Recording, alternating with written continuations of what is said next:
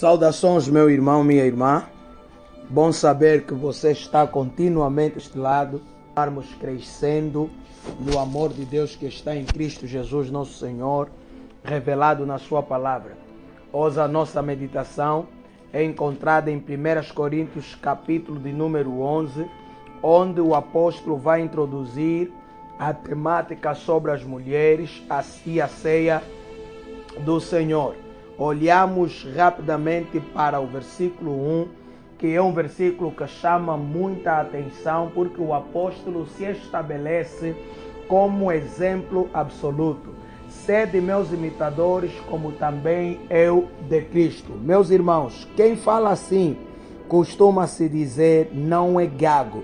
Quem se posiciona desta forma sabe por que está a se posicionar dessa forma e sabe o que está a falar. E o apóstolo Paulo era uma pessoa muito certa do que estava a dizer, porque não eram palavras jogadas fora, eram palavras que se podiam constatar através do seu estilo de vida, através da forma como o apóstolo decidia viver, se poderia constatar de facto que ele era digno de ser imitado, porque ele imitava Cristo.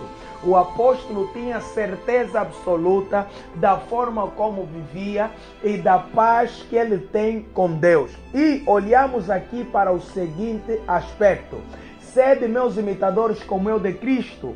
O apóstolo está a dizer, vocês devem imitar porque eu imito a Cristo. Se em algum momento eu parar de imitar a Cristo, parem de imitar-me também. Mas enquanto eu permanecer imitador de Cristo, vocês podem imitar-me tranquilamente, porque estaremos a fazer a vontade de Deus. E olha que o apóstolo introduz aqui uma abordagem profunda para quebrar aquele sofisma que circula por aí nas nossas falácias, não é? Quando dizemos a alguém que aconselhamos ou alguém que estamos a orientar para a vida, faça o que eu digo e não o que eu faço. Isso é coisa do demônio. Faça o que eu digo e não o que eu faço é uma declaração autêntica de hipocrisia. O apóstolo não está aí por este caminho.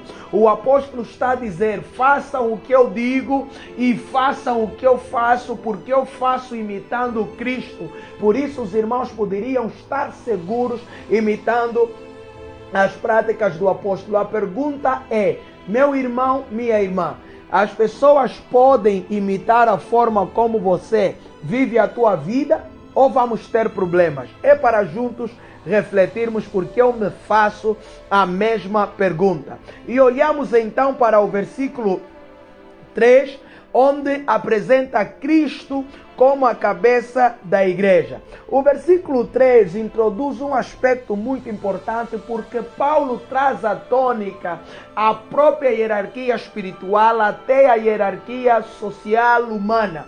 Ou seja, aqui funciona da seguinte forma: Deus, Cristo, Cristo, homem, homem, mulher. Isso para dizer o quê? Que na Santa Trindade não há distinção da natureza, não há distinção na essência. Mas o que está a acontecer? O próprio Cristo, sendo Deus igual a Deus, ele a si mesmo se humilhou e está debaixo da autoridade do Pai, que é cabeça. O Espírito Santo, sendo Deus igual a Deus, está debaixo da autoridade do Pai, como aquele que ministra em nós a vontade do Senhor. Essa é a hierarquia espiritual. E é esta mesma hierarquia que o apóstolo está a introduzir nas relações humanas, que no mundo de hoje causa muita polêmica, mas é a verdade como Deus quer. Causa muita polêmica, primeiro, porque hoje já não se sabe quem é homem e quem é mulher, não é? Hoje a mulher pode dizer que é homem e o homem pode dizer que é mulher, enfim, nem vamos por esse caminho. Mas vamos pelo caminho natural das coisas. E o caminho natural das coisas qual é? Parece que está a haver disputas entre casais. Ou seja, há mulheres querendo se considerar superiores a homens, porque podem fazer tudo o que o homem faz, E há homens querendo se superiorizar às mulheres porque entendem que as mulheres não são capazes de fazer o que eles fazem. Mas o que está aqui a ver é que a questão do homem ser cabeça e a mulher o corpo não tem a ver com uma natureza de importância, mas com uma natureza de posicionamento. Ou seja, assim como o corpo tem muitos membros e cada um desempenha a sua função, todos os membros do corpo são de igual forma importantes. Daí que o homem é cabeça não quer dizer que é mais importante do que a mulher. Quer dizer que ele tem que se comportar como cabeça e cumprir com seu papel. A mulher é corpo, o corpo não é cabeça e ela deve se enquadrar no seu lugar de corpo, sabendo que não é se inferiorizar, é cumprir o seu papel dentro do casamento. Ou seja, o casamento caminha na base do respeito, da cumplicidade e da partilha. É isso que o apóstolo Paulo está a dizer. Por isso, a sujeição da mulher para o homem não é uma sujeição voltada para o âmbito da superioridade ou inferioridade, não. É uma sujeição voltada para o cumprimento do papel que cabe a cada um. Deus, Pai, Filho e Espírito Santo são um só e cada um desempenha a sua função. Marido e mulher, uma só carne, cada um desempenha a sua função e exerce uma determinada posição. E olhamos para o aspecto que representava o social daquela época, que era o véu. Paulo está a falar do véu, sobre a vergonha que as mulheres devem cobrir, sobre a honra que devem se dar a usar o véu. Comentários bíblicos dizem que o véu naquela altura, quando uma mulher usasse, estava a significar que era uma mulher de respeito, que estava sob a proteção de um homem, seja ele seu pai, seu marido ou um familiar, mas que ela tinha autoridade e que ela tinha direção. A mulher, ao usar o véu, significava que ela está debaixo de uma liderança, que ela não é uma mulher que faz o que quer ou uma mulher que não tem orientação, não. Ela estava debaixo de uma orientação e tinha liderança. O véu representava isso. Por isso o apóstolo, ao falar do véu, ele está a dizer que é vergonhoso para a mulher andar sem o véu, ou seja, é vergonhoso para uma mulher se apresentar sem liderança. Uma mulher que não tem liderança do pai, não tem liderança do marido, não tem liderança de um tio, não tem liderança do irmão, enfim. Uma mulher que está jogada para a vida. Era assim que as prostitutas eram encaradas. Por isso, qualquer mulher apanhada em ato de prostituição, era-lhe rapado o cabelo.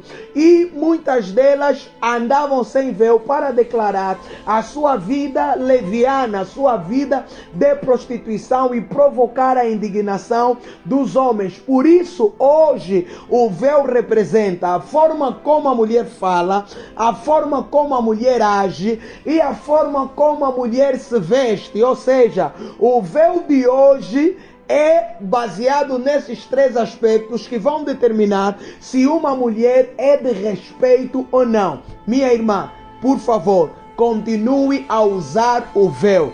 Policie a forma como você fala, a forma como você se comporta, a forma como você age.